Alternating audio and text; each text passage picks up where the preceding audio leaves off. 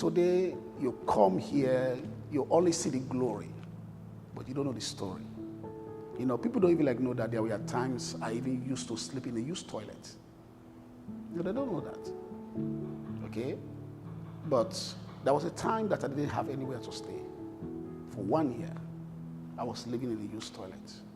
I used to walk on the streets of the city because I didn't have money to pay transportation, even poda. I used to wear shoes that have holes under to go and do evangelism. To the point that I became my own cobbler. You know, many a time I went to bed without food because there was no food available. So those are periods in my life when I was doing ministry. I would say they were the difficult period or the wilderness period. Paul says, endure hardship to Timothy as a good soldier. Okay, so if you are not willing to go through the crucibles of ministry, to go through the challenges of ministry, you only admire the glory, but you don't want to make a story, then it's a difficult and a very challenging moment for anyone.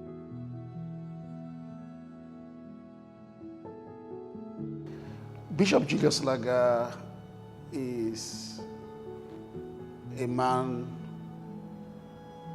born in the nation of Sierra Leone, to be specific, in a town called Maboroka, the Tonkolele district, where I was born, and I spent most part of my life as a young man going to school from primary to secondary school education. I was a very good science student, so I always dreamt of becoming a medical doctor one day. Of course, God had to change that. You know, the moment I finished my secondary school education and was trying to gather some resources to find my way to the university. And if I can put it this way, I was arrested by God. I got saved. I gave my life to Christ. That was in 1990. Then just after that, in 1990, I gave my life to Christ.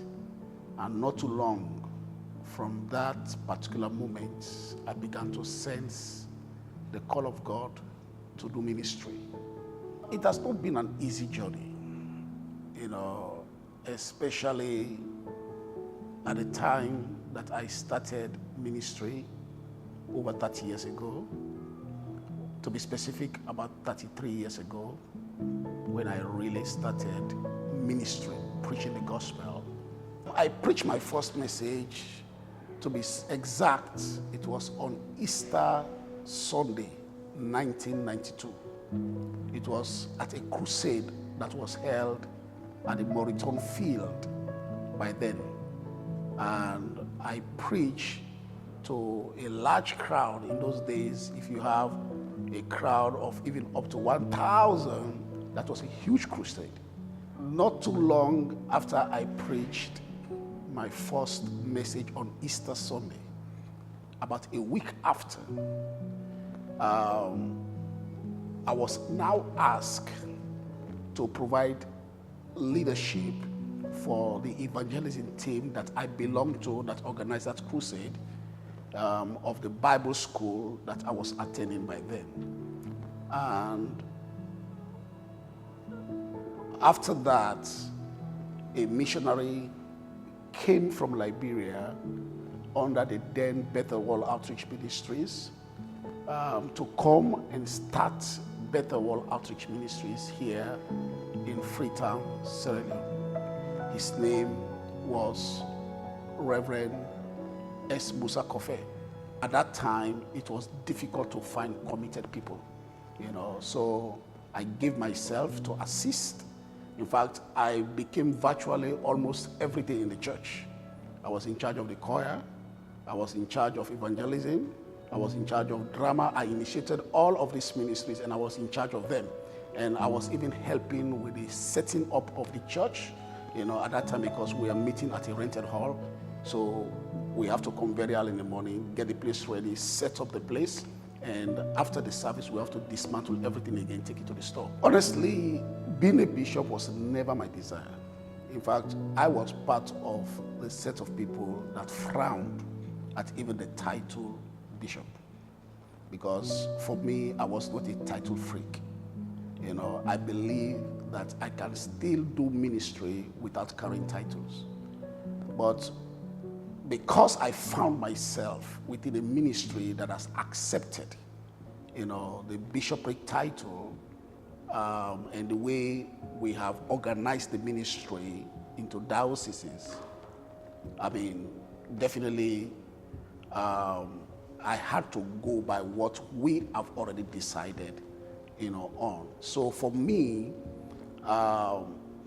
becoming a bishop, honestly, didn't make any difference. It's just a title that was added, but it didn't change me. It didn't change my commitment. It didn't change my approach to ministry. It didn't change my attitude in any way. So being a bishop is just like being a pastor, or being even an evangelist. So for me, it's just a nomenclature to describe the new function that I took, because after I was made bishop, I was given a jurisdiction, which is the second diocese that comprises of Sierra Leone, Nigeria, and Ghana. So for me, I see that as just a way to describe my function. I always say that part of the reason that God has helped us this far is also because of the caliber of people that God has brought our way throughout the journey. Some people came at some point and they left, but they played significant roles. Some people came in the middle. Some people even came even towards the end, and some people are still coming.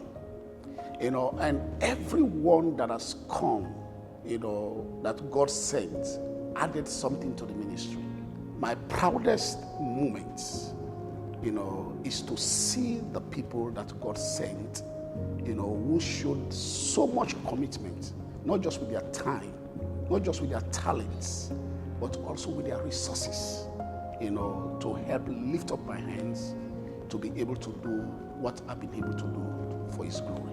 The greatest legacy I'm really believing God for in the next couple of years that I have on earth is to see how to impact the next generation.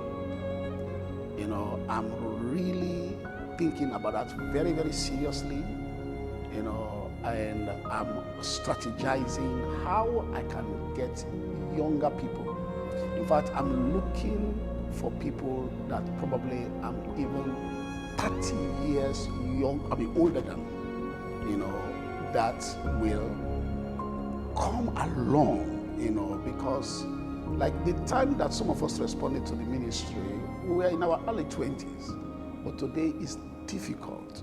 All the young people, they have all kinds of dreams apart from serving God, and for me, it's a serious concern, because most of our pastors, we are all around the same age group, and all of us are getting older. We are not getting younger again. So the greatest legacy, honestly, I want to really leave behind is the legacy of having the right people, to take over from where we stopped, so that the vision that was birthed, will not die, so that more souls will be won for the kingdom, so that, where we stopped, people will come after us that will multiply whatever we did, for His glory.